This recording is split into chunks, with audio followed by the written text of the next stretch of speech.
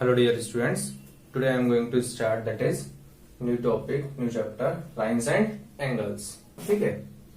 So lines and angles, तो यहाँ पर आपने जो भी बेसिक डेफिनेशंस पहले से पढ़ रखा है वो कुछ देख लेते हैं और फिर कुछ एंगल्स को देखेंगे. जैसे कि कोई भी एक लाइन सेगमेंट का मतलब क्या होता है? एक पार्ट ऑफ लाइन. अगर यहाँ पर टर्मिनल पॉइंट्स हैं, so this is called line segment. ठीक है, इसको क्या बोलेंगे? अगर ये कुछ लिमिटिंग मतलब इसका कुछ फिक्स वैल्यू, जैसे 1 मीटर का रोप है, वो एक मतलब 1 मीटर का रोप, तो वो फिक्स एक लेंथ है. तो अगर इसका कुछ फिक्स लेंथ है, कुछ छोटा सा पार्ट है, ये कोई लाइन है इनफाइनाइट लेंथ का, तो इसमें अगर कोई छोटा सा पार्ट है तो उसको हम बोलते हैं लाइन सेगमेंट. ठीक है, so A B is written as line segment. ठीक है, इस तरह से हम उसको डिनोट कर देते हैं. ठीक है, और अगर ये जो इस तरह से मैंने लिया है, ये क्या होगा? This is infinite. ये इनफाइनाइट लेंथ का लाइन है, दोनों साइड एरो लगा है, इसका मतलब ये लाइन है. ठीक है, और ये लाइन सेगमेंट है. ठीक है ना. इसी तरह से अगर मैंने एक रे लिया, रे का मतलब क्या होगा? एक साइड में एंड इनिशियल पॉइंट होगा और एक साइड में आप बोल सकते हैं इनफाइनाइट तक वो जा सकता है. सो दिस इज कॉल्ड रे. ठीक है, सिंपल है. तो इस तरह से ये जो लाइन के बारे में आपको पता है. दूसरा चीज, यहां पर जब एंगल की बात करते हैं तो एंगल आप ले सकते हैं. अगर मान लो एंगल इस तरह से है, ठीक है, और हमने देखा ये जो एंगल होता है एक्सिस में, ये 90 डिग्री. अगर एंगल 90 डिग्री से कम है, ठीक है, मान लो ये कुछ एक्स एंगल है, तो एक्स अगर लेस देन 90 डिग्री है, ठीक है, तो इट मींस ये एंगल जो इसको बोलते हैं एक्यूट एंगल. ठीक है, ग्रेटर देन 0. किस तरह से लिखते हैं? X greater than 0 less than 90 degree, then it is called acute angle. और एक्स की जगह में आप एंगल के लिए एक और वेरिएबल यूज करते हैं, it is called theta. Angle variable बोल सकते हो. जो वेरिएबल यूज किया जाता है एंगल के लिए, it is called theta. Symbolically ऐसे THETA, थीटा. ठीक है, या फिर आपको हायर में और भी मिलेगा, फाई भी यूज कर सकते हैं, फाई. ठीक है, तो ये सिंबल्स यूज करते हैं. एक्स ही ले लो, कोई दिक्कत नहीं है, एक्स लेकर चलो, वो भी ठीक है. देन अगर ये जो एक्स है या ये जो थीटा है, अगर मान लो ये थीटा ग्रेटर देन 90 होता है, 90 से बड़ा हो गया, theta is greater than 90, less greater than equal to 90, less than 180. ठीक है, तो इसको एग्जैक्टली बोलेंगे क्या? Obtuse angle. एंड अगर थीटा 90 डिग्री के इक्वल हो, so it is called right angle. ठीक है, theta equal to 90 degree, so it is called right angle. ठीक है, या फिर अगर इसको बोले कि ये एंगल पूरा इस तरह से स्ट्रेट लाइन में आ गया, एक ही लाइन में, ठीक है, यहां से एक लाइन में आ गया, तो this angle is called 180 degree, theta equal to 180 degree, और you can say supplementary angle.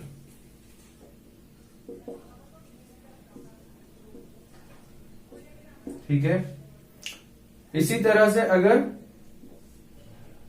आपने एक पूरा सर्कल कंप्लीट कर लिया, तो ये हो जाएगा 360 डिग्री एंगल. ठीक है, एक पूरा सर्कल कंप्लीट किया तो. एंड अगर ऐसा है, ये एंगल थीटा है, तो ये जो एंगल है, this angle 360 degree minus theta is called reflex angle. इसको बोलते हैं रिफ्लेक्स एंगल ऑफ थीटा. ठीक है, 360 degree minus theta is called reflex angle.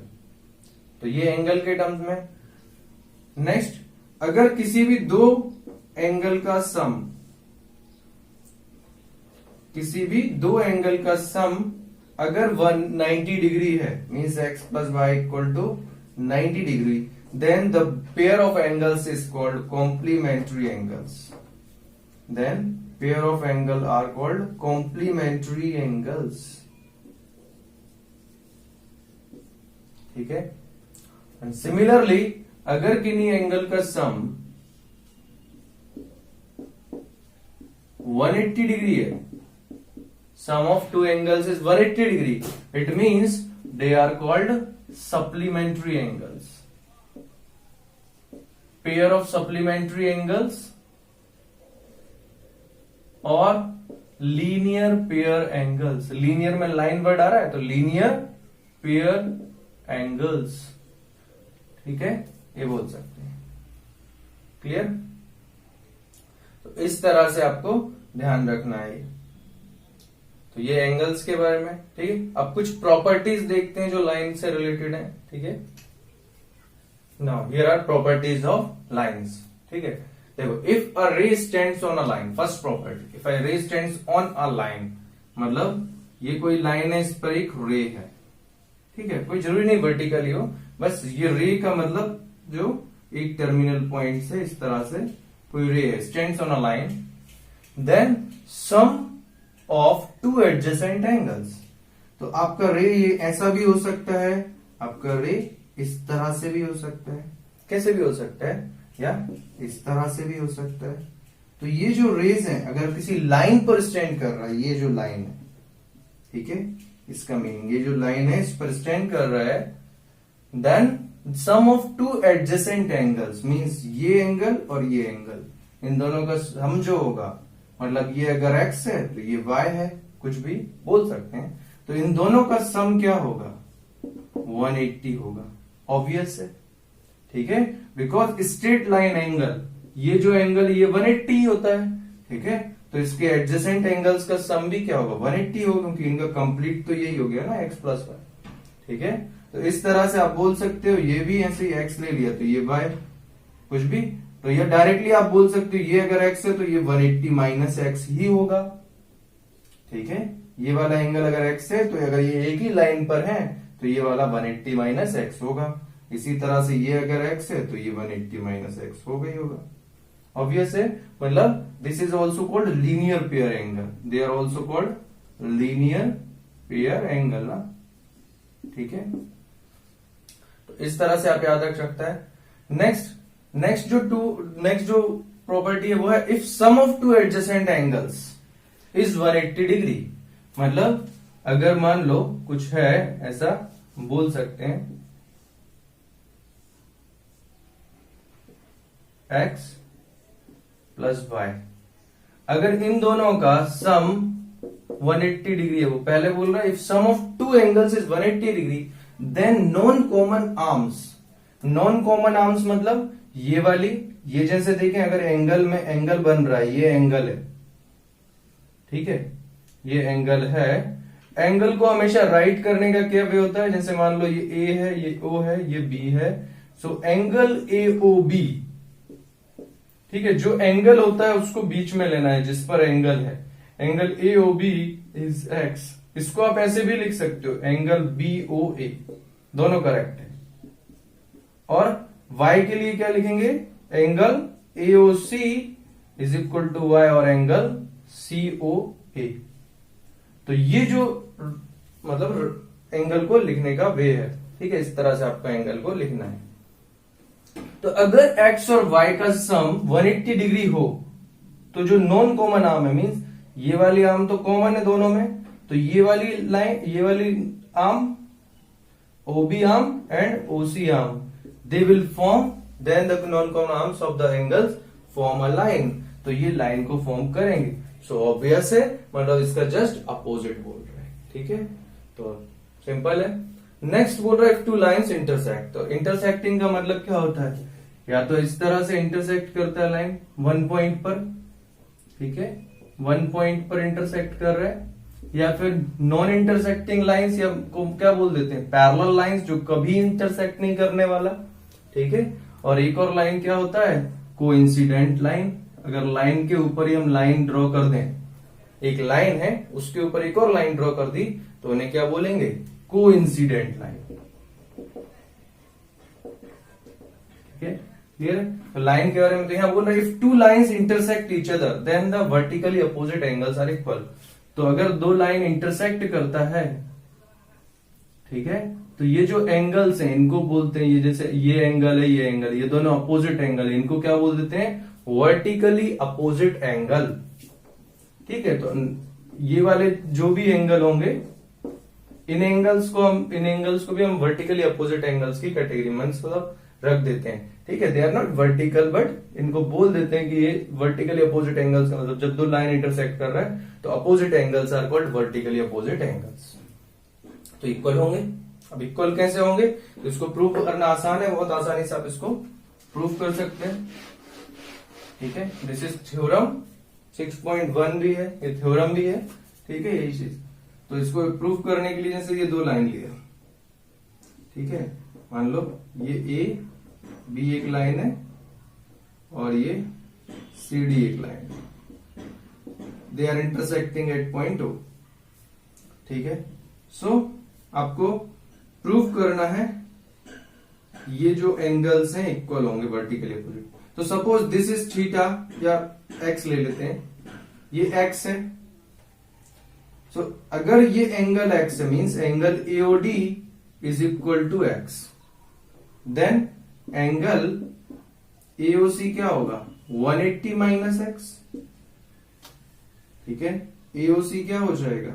180 minus X as CD is a line and angle AOD and angle AOC are linear pair angle।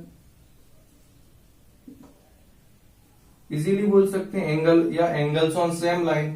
ये angles on same line है तो इसको बोल सकते हैं ये x है तो ये डेफिनेटली 180 माइनस एक्स होगा ही होगा।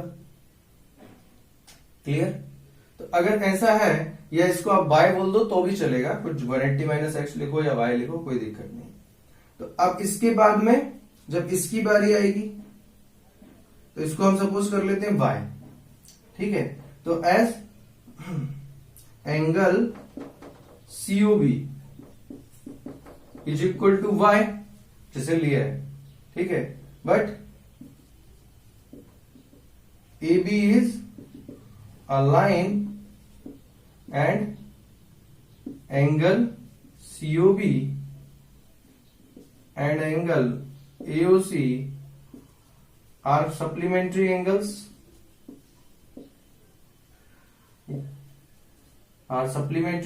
और angles on same line। ठीक है, एंगल AOC और एंगल COB। ठीक है, तो ये सेम लाइन पर है तो इसका मीनिंग भी क्या होगा? इसका मीनिंग हम ये बोल सकते हैं कि ये जो एंगल AOB AOC है plus angle COB is equal to 180 degree होगा। तो हम बोल सकते हैं 180 minus x plus y is equal to 180 degree आना चाहिए। तो 180 डिग्री से 180 degree cancel, so minus x plus Y equal to 0, so x is equal to y आ गया। मतलब x equal to y, vertically opposite angle equal होना ही पड़ेगा। ठीक है, तो ये सिंपल सा। इसी तरह से ये दोनों एंगल भी इक्वल होंगे, वर्टिकली अपोजिट एंगल ये भी इक्वल होंगे। किसी भी लाइन में आप बोल सकते हैं ये दोनों इक्वल होंगे और ये भी इक्वल होंगे। ठीक है, इस तरह। सो ये प्रॉपर्टी को यूज करके आप 6.1 एक्सरसाइज कंप्लीट कर सकते हैं। ठीक है, मैं क्वेश्चन करा देता हूं। So here is question number 2 of exercise 6.1। देखो यहां क्या दिया है, in figure 6.14 line XY and MN intersect at O, XY MN intersect at O if angle POY, ये जो POP है ये एक रे है, POY इज 90 डिग्री, वो 90 डिग्री दिया है। और जो एंगल A और B है उनका रेशियो क्या दिया है, angle A is to B is equal to A is to B मतलब क्या, A divided by B is equal to 2 divide by 3। Ratio का मतलब इस 2 का मतलब क्या होता है, divide by A upon B is equal to 2/3 दिया है। मतलब जो भी एंगल है, angle POM divided by angle, इसको क्या ले लें, MOX। ठीक है, तो इस तरह से इनका रेशियो दिया है। तो हम ऐसे बोल सकते हैं A is equal to 2/3 B. Equation 1 दे दो, ए अपॉन बी को उधर ले गए। ठीक है, अब आपको सी फाइंड करना है। ठीक है, तो सी फाइंड करना है तो सबसे पहले क्या देखो, आपको जैसे एंगल पीओवाई दिया हुआ है 90 डिग्री गिवन दिया हुआ है, तो आप ये बोल सकते हो angle MOX plus angle MOP is also equal to 90 degree. ये भी तो 90 डिग्री ही होगा, दिखाई दे रहा है फिगर से। ठीक है, क्योंकि ये राइट साइड वाला इधर वाला 90 डिग्री है, तो ऑब्वियस है ये भी 90 डिग्री ही होगा। ठीक है, means angle POX is also 90 degree. ऐसा angle POY is equal to 90 degree implies angle POX is equal to 90 degree. इसका मीनिंग ये होगा, क्योंकि ये क्या है, एक लाइन पर बनने वाले एंगल। ठीक है, तो एक लाइन पर दोनों लीनियर पेयर एंगल है, ये 90 तो ये भी 90।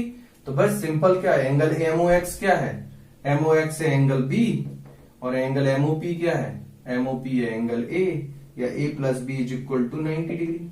फिगर से दिख रहा है, तो a plus B is equal to 90 degree. ये सेकेंड इक्वेशन, a का वैल्यू आपको दिया है तो लिख दो b प्लस a का वैल्यू लिख दो 2b/3।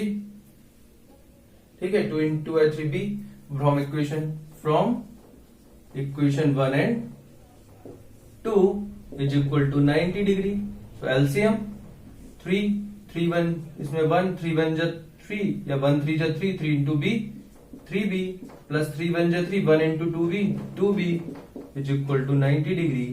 3b plus 2b 5b is equal to 3 को राइट साइड 90 इंटू 3, तो b is equal to 90 into 3/5। 5 से 18 जा 5 1 जा 5 5 4 जा 5 8 जा 40 and into 18 into 3 is 54 degree.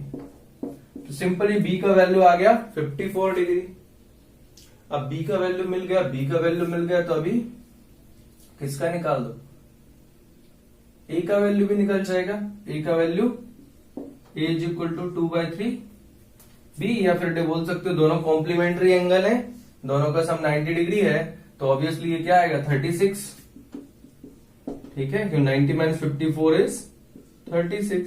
3 से 18 2 जा 36, so a का वैल्यू आ गया 36। अब यहां पर देखना इस ग्राफ में, सॉरी इस फिगर में आपको ये अगर स्ट्रेट लाइन ले लो, मतलब जो ओपी से एक रे ड्रॉ कर दो परपेंडिकुलर। ठीक है, क्यू ओ क्यू ये भी परपेंडिकुलर है, तो ये जो एंगल होगा ये एंगल होगा 90 डिग्री। ठीक है, और ये जो एंगल होगा आप इसको कुछ ले लो, इसको क्या ले लिया जाए, तो दिखाई दे रहा है ये क्या होगा, ये जो ये PQ लाइन और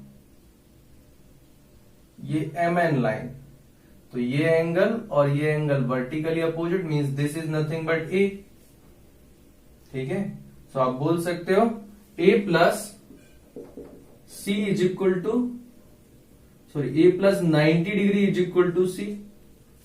ध्यान से देखो, ये जो फिगर में वो पूरा एंगल C दिया था, अभी ये क्या दिख रहा है, ये लाइन ड्रॉ करने से, परपेंडिकुलर ड्रॉ करने से आप बोल सकते हो एंगल XOQ या QOX is 90 degree and angle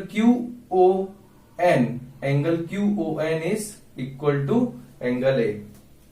ठीक है, तो मैं यहां लिख देता हूं as angle QON is equal to A vertically opposite angle.